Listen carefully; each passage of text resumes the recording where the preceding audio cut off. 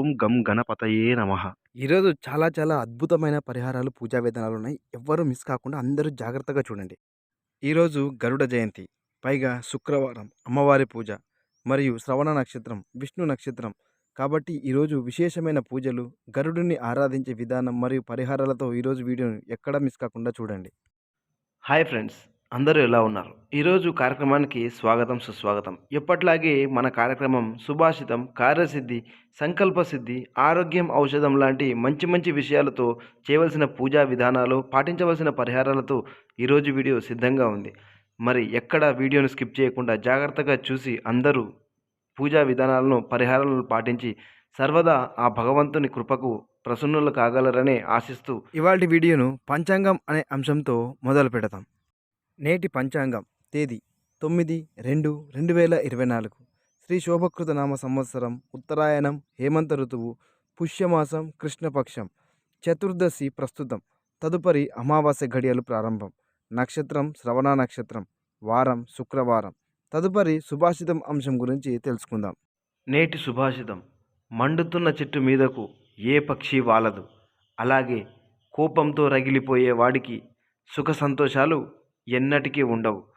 తదుపరి ఆరోగ్యం ఔషధం అనే అంశం గురించి తెలుసుకుందాం. ఆరోగ్యం ఔషధం అనే అంశానికి స్వాగతం, సుస్వాగతం. ఇవాల్టి మన ఆరోగ్యం ఔషధం అనే అంశంలో గ్యాస్ట్రిక్ ట్రబుల్స్ తగ్గాలంటే రోజుకు 2 సార్లు కప్పు పాలల్లో ఒక వెల్లుల్లి రేకును ముక్కలుగా చేసి పాలలో వేసి బాగా మరిగించి తదుపరి వెల్లుల్లి ముక్కలను తీసి ఆ పాలను తాగితే మంచి ఫలితం కనిపిస్తుంది. తదుపరి కార్యసిద్ధి అంశం గురించి తెలుసుకుందాం. కార్యసిద్ధి అంశానికి స్వాగతం, సుస్వాగతం. ఈరోజు కార్యసిద్ధి అంశంలో ఉదయం ఆచరించవలసిన దివ్యమైన పూజా విధానం. విశేషంగా ఈరోజు మనం గరుడుని పూజించాలి. ఈరోజు గరుడ జయంతి సందర్భంగా ఈరోజు మన ఇంట్లో గరుడ వాహనమైన శ్రీ విష్ణువు యొక్క ఫోటో కానీ విగ్రహం కానీ ఉంటే పూజించాలి. ఒకవేళ అటువంటి ఫోటో కానీ విగ్రహం కానీ లేకపోతే ఒక పీటను వేసి ఆ పీటపై ముగ్గును వేసి ఆ ముగ్గుపై 2 ఆకులు మరియు ఆ ఆకులపై బియ్యాన్ని పోయండి. ఆ బియ్యంపై కలశాన్ని ఉంచి ఓం గరుడాయ నమః అని గరుడ దేవతను ఆవాహన చేసుకోవాలి. ఇలా యథాశక్తి కలశాన్ని పూజించి ఆ కలశం ముందు 2 నేతి దీపాలను వెలిగించండి. ఇలా ఆ కలశం ముందు 2 నేతి దీపాలను వెలిగించిన తర్వాత గరుడాష్టోత్తరాన్ని చదివి గరుడుని యథాశక్తి పూజించాలి. ఇలా పూజించి చివరి గరుడ కవచాన్ని పారాయణం చేసుకోండి. ఇలా ఇంట్లో ఈరోజు గరుడుని పూజించి గరుడ కవచాన్ని పారాయణం చేసుకోవడం వలన మనపై ఎటువంటి చెడు దృష్టి ఉన్నా తొలగిపోతుంది మరియు ఎటువంటి శాపాలు ఉన్నా వెంటనే తొలగిపోతాయి. ఈ గరుడ కవచం ఎంత శక్తివంతం అంటే సకల విధాలైన దోషాల నుంచి విముక్తి చేసి సంపూర్ణ రక్షణ కల్పిస్తుంది. అంతటి శక్తివంతమైన ఈ గరుడ కవచ పారాయణం మరియు గరుడ పూజను ఈరోజు ఇంట్లో అందరూ ఆచరించి మంచి ఫలితాలను పొందండి. తదుపరి మంత్రోపదేశం అంశం గురించి తెలుసుకుందాం. నేటి మంత్రోపదేశం అంశానికి స్వాగతం, సుస్వాగతం. నేటి మంత్రోపదేశం అంశంలో సాక్షాత్ ఆ లక్ష్మీనారాయణలను మంత్రాన్ని పఠించాలి. ఈ మంత్రాన్ని పఠించడం వలన మనలో ప్రేమ, ఆనందం, అంతులేని సంతోషం, జ్ఞానం వృద్ధి చెందాలని ఆశిస్తూ ఈ మంత్రాన్ని పఠించాలి. ఆ మంత్రం ఓం లక్ష్మీనారాయణాయ నమః. ఓం లక్ష్మీనారాయణాయ నమః.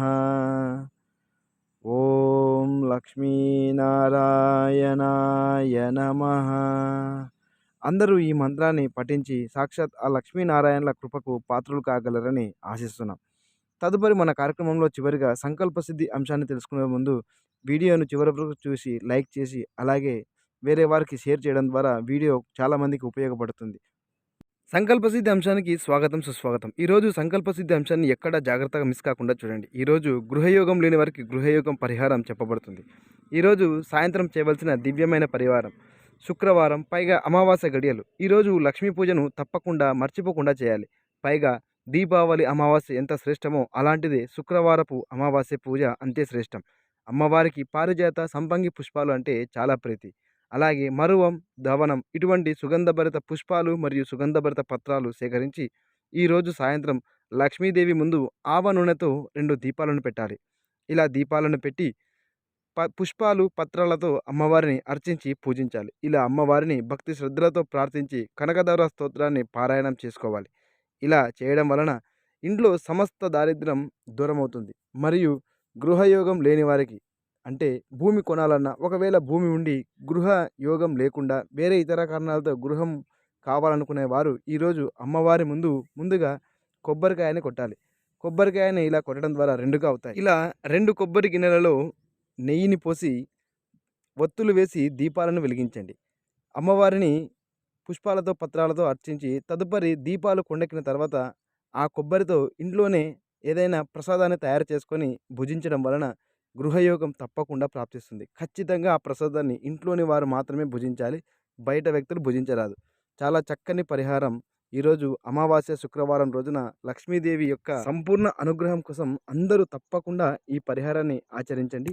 శుభం కలుగుతుంది. ఇలా మన ఛానల్లో ప్రతిరోజు చెప్పబడే దివ్యమైన పూజా విశేషాలు, పరిహారాలను పాటించి మీరు, మీ యొక్క కుటుంబం ఆ భగవంతుని యొక్క అనుగ్రహానికి పాత్రలు కాగలరని మన ఓంకారం పూజ ఛానల్ కోరుకుంటుంది. సర్వే జన సుఖినో భవంతు. లోకా సమస్తాం సన్మంగళాది భవంతు. Thank you for watching.